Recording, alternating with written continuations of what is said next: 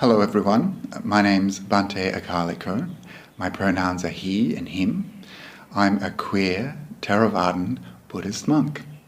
I'm also the founder of Rainbodhi LGBTQIA+ Buddhist community. That means lesbians, gays, bisexuals, trans people and non-binary people, queer people, intersex people, and asexual people, and any other combination. Today I'm going to be talking a little bit about my work with Rainbodhi, as well as why we need to include queer, trans and intersex people in our Buddhist communities. I'll be looking at some of the barriers that currently exclude them and offering some practical tips of how we can better include the LGBTQIA+ community within our Buddhist spaces. So firstly, I'd like to talk a little bit about Rainbodhi.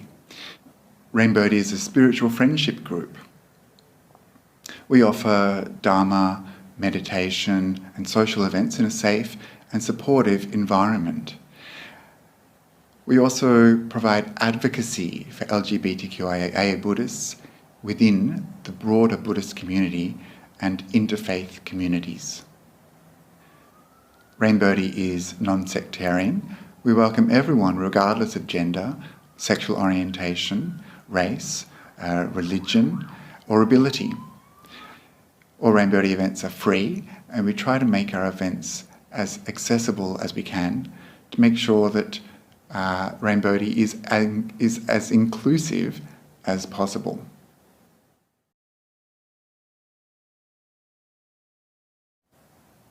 Rainbodhi was established in 2019, around the time Australia was going through a particularly damaging debate about religious freedom and the ability for religious organisations to discriminate against many groups in society, including those people who are LGBTQIA+. And for me it was a very sad thing that in the history of religion, queer people, trans people, intersex people, those who don't fit into the straight, cisgendered paradigm, are often asked to make a choice between their identities that are innate to them as being human and their religion. So this is something that really troubled me, that we're being asked to make this choice, and it's an unfair choice. And for me, this is a choice that people should never be asked to make.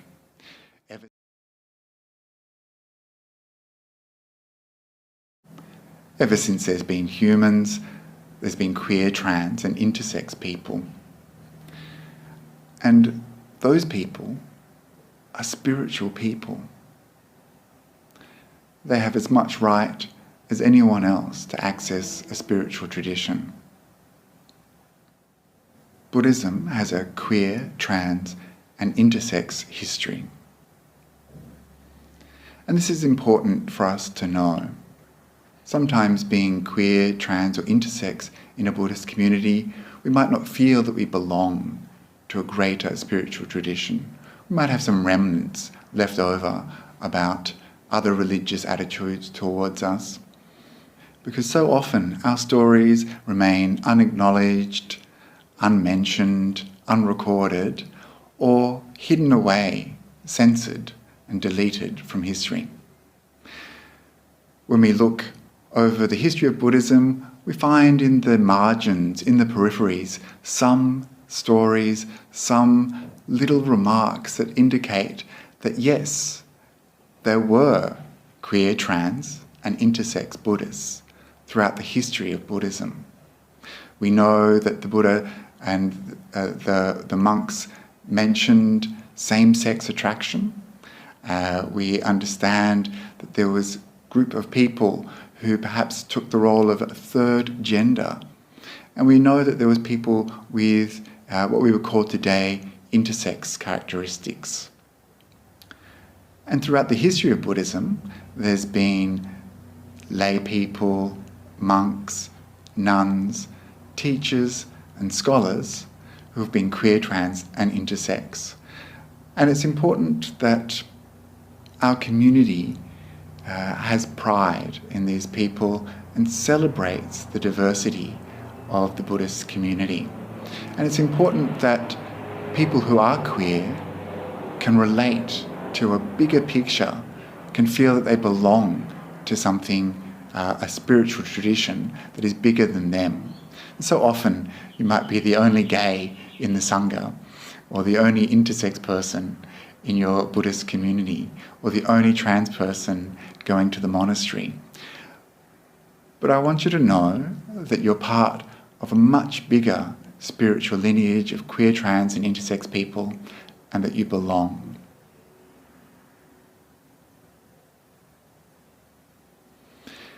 It's true that Buddhism has a slightly better reputation than some other religions when it comes to queer people, but we can still experience some rejection and silencing in our Buddhist communities.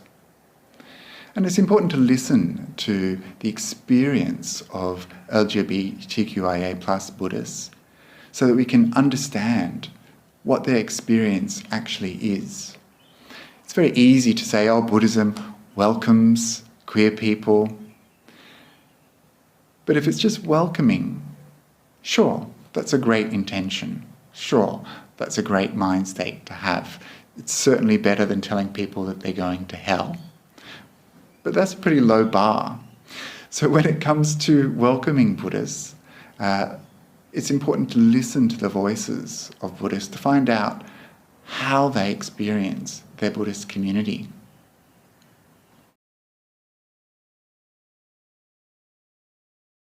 Recently, Rainbodhi sponsored some research with Dr. Stephen Carey from Charles Darwin University, looking at the experiences of Australian queer, trans and intersex Buddhists. The results haven't yet been published and the research is ongoing, but initial results were quite surprising.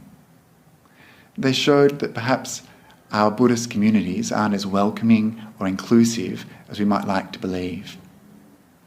Almost 60% of Buddhists who are queer felt that their Buddhist community, at least some of the time, silences or ignores LGBTQIA+ issues.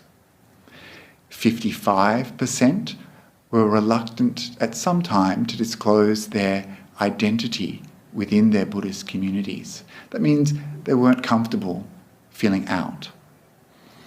53% of respondents said that they'd experienced or seen sexism within their Buddhist communities. 35% said that they'd seen or experienced homophobia.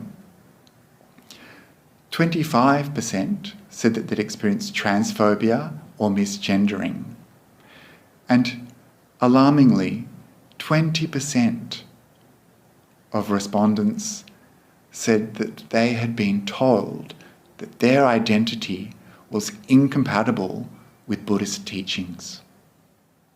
These results were saddening to me because it showed that over half our community weren't comfortable being themselves in Buddhist spaces.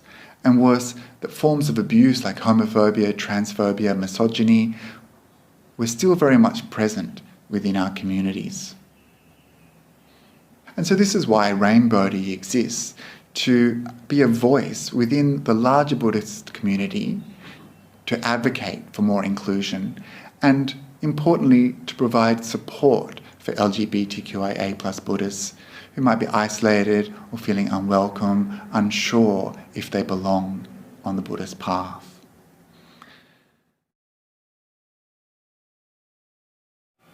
So, how can you help? One way that individuals and organisations can be better friends to LGBTQIA+ people is firstly just to remember that not everyone is straight and not everyone is cisgendered. That means acknowledging that queer, trans and intersex people attend retreats, they go to temples, they go visit monasteries. This might sound pretty basic, but often queer, trans and intersex people feel like they just don't exist within Buddhist communities, that their experiences are something private, something to be kept quiet or secret, and that their identities, which are so important outside of Buddhist communities, are something that they shouldn't talk about within. However, this means that many people's experience of Buddhist communities might be less than a positive one. It might mean that those people are not having their needs met. And so one thing that individuals and organisations can do is to be proactive in promoting inclusion and pride within their Buddhist community. So when it comes to inclusion, it's very important, firstly, to acknowledge the existence of queer, trans and intersex people within our communities, and secondly, to make them feel welcome. This is just basic goodwill, loving kindness, welcoming others. However, just saying that your Buddhist organisation, retreat centre or monastery is LGBTQI friendly without actually making any changes is just mere tokenism. If we're going to be truly inclusive, then there has to be some changes made to our organisations to remove the barriers that currently exclude. It might be difficult for us to understand that there are barriers that exclude. Maybe an analogy could be a person in a wheelchair confronted with steps. The steps, of course, are a barrier to their full participation. And so instead now we have lifts and ramps to make sure that people can fully participate. And in the same way, there's barriers that exclude queer, trans and intersex people from participating fully in Buddhist organisations. And this may come as a surprise to many people. But that's what it means to have privilege. This means to not see. True inclusion means understanding the perspectives of LGBTQIA+ people. It means listening to their experiences. Understanding that there are things that exclude and harm, and making changes to remove those things that harm. So this might mean making some changes to administrative practices or physical changes to the architecture and space of your Buddhist centre. It might mean making some new policies within your organisation. And for individuals, it might mean just becoming more aware of the language that you use to and around LGBTQIA+ people. And so unless Buddhist individuals and organisations are actively including the LGBTQIA+ community, then trans, intersex and queer Buddhists will continue to feel excluded and that they don't belong.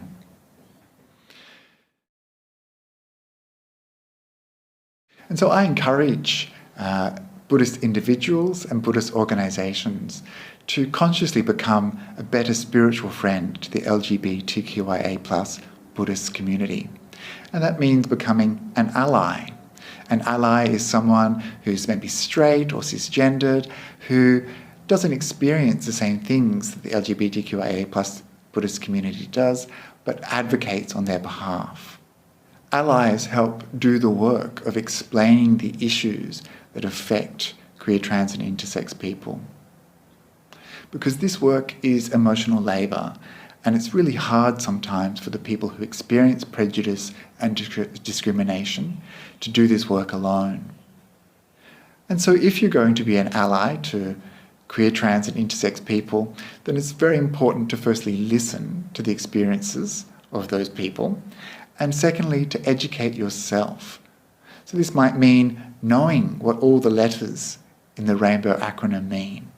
It might mean understanding the difference between gender and sexuality. It might mean recognising that the experience of queer people is quite different to the experience of trans or intersex people. So it means that if we're going to advocate on behalf of someone, we need to know what we're doing, we need to know what we're talking about. And we need to understand that the voices of those people should be placed at the centre of our advocacy.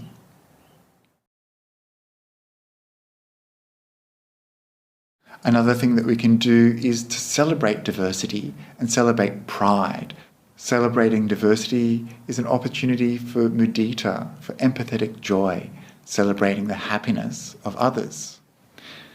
So you or your organisation could undertake pride and diversity training to find out how to make your organisation more inclusive and encourage other organisations to do the same. You can put up posters or stickers to let your community know that you support inclusion for LGBTQIA+ people. And include a safe space rainbow on your website or on your publicity materials. At talks and events, you can mention that your community welcomes queer, trans and intersex people. You could have a Pride Month event within your community. You can invite queer, trans and intersex people to participate at all levels of your organisation. In administration, in the kitchen, volunteering in the monastery, or sitting on boards. And you can invite a queer, trans or intersex person to be the diversity officer of your organisation.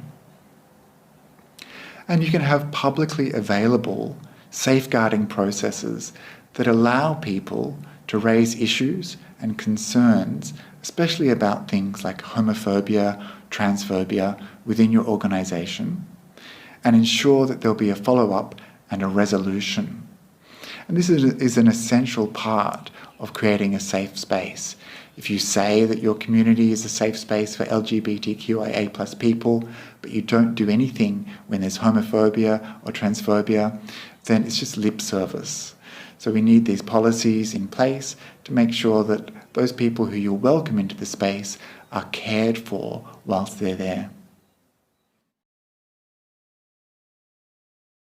One other thing to be aware of in your communities is where the intersections occur between things like race, sexuality, gender, wealth, education, and location.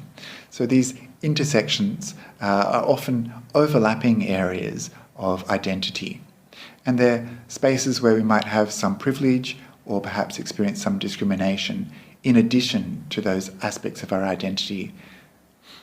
So the experience of a black trans woman in a Buddhist organisation is going to be quite different to that of a cis white woman, for example. So we need to be aware of these things in our organisations. Understanding the differences of experience is important because we need to recognise where these privileges and discriminations are occurring within ourselves and within our organisation so that we can address them to promote equality and inclusion for all.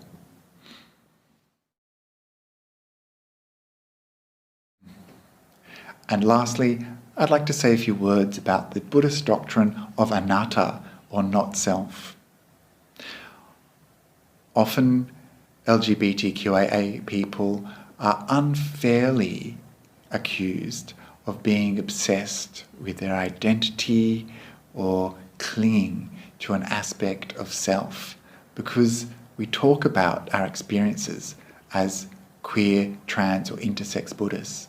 We talk about our lives in a way that references our identity.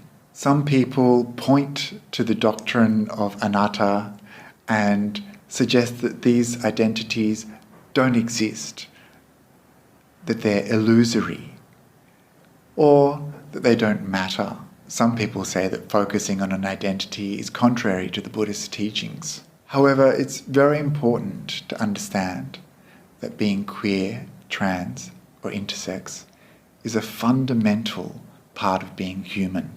Suggesting that these aspects of a person's experience are illusory or unreal or simply don't matter is a misuse and a misunderstanding of this doctrine. Because this denies the very real experiences that LGBTQIA+ people have that define their lives. It omits the important differences that we experience it erases fundamental parts of our identity. It also minimises and trivialises the very real prejudice, discrimination and violence experienced by queer, trans and intersex people. It also means that positive aspects of people's lives, like their relationships, families, social activities and other things, are unimportant and invisible. And this means that queer, trans and intersex people might not feel comfortable expressing themselves in Buddhist spaces. And so it's important for us to think about how we talk about not self and identity. Otherwise, a tool for personal growth can become a weapon that harms others. And this weaponized not self is something that feels like another unfair attack on the LGBTQIA+ community. Often Buddhists will use the doctrine of not self to shut down uncomfortable conversations about the things that impact on LGBTQIA+ people's lives, like forms that don't have a gender option, or accommodation options that are binary, or the segregation of sexes in retreat centres, or homophobia or transphobia that occurs in our Buddhist organisations. It's very easy to shut down these conversations, which need to be had, by simply saying there's no such thing as a self. Some Buddhists use not self as a way of saying this is why you're suffering, because you're attached to this LGBTQIA+ identity. However, being queer of itself is not a form of suffering or a cause of suffering, not any more than being straight or cisgendered is. Usually, it's the attitude of other people towards LGBTQIA+ people that is what causes harm. It would be wonderful if the world was a place where gender identity, sexuality or intersex status simply didn't matter, but the world isn't there yet. So it's important for us to keep on having these conversations to see where we can do a better job of removing discrimination, prejudice and violence. We know that most LGBTQIA+ people have a balanced, healthy life. However, they are usually subject to discrimination and prejudice. We know that there's higher suicide rates for trans people and intersex people, higher rates of mental illness and depression, anxiety amongst people who are LGBTQIA+, usually because of the effects of prejudice, discrimination, stigma and violence. It would be easy to say that there's no such thing as a gender identity or sexuality, but the reality is that around the world, many countries make being queer illegal. Some countries impose the death penalty. Many countries make being trans illegal. Many countries have layers of discrimination that affect trans people. In many countries around the world, people who are intersex face genital mutilation and surgeries without their consent at a young age. These are the kinds of things that are real and that affect people who are LGBTQIA+. These are the kinds of things that are still going to affect people regardless of how you perceive this doctrine of not self. And I would challenge those people who weaponize not self against the LGBTQIA+ community to have a really long look at themselves. So if you're a person who believes that there's no such thing as a gender identity or sexuality, just think, every time you tick a box for Mr. or Ms., do you tick the same one every time? Or if someone was to misgender you, would you correct them? Would you be upset if someone used the wrong name? And how would you feel if your relationship was criminalized by the state, or that you could lose your job because of your sexuality? And so please be aware when you're talking about not self that you don't turn this useful tool into a weapon that hurts others.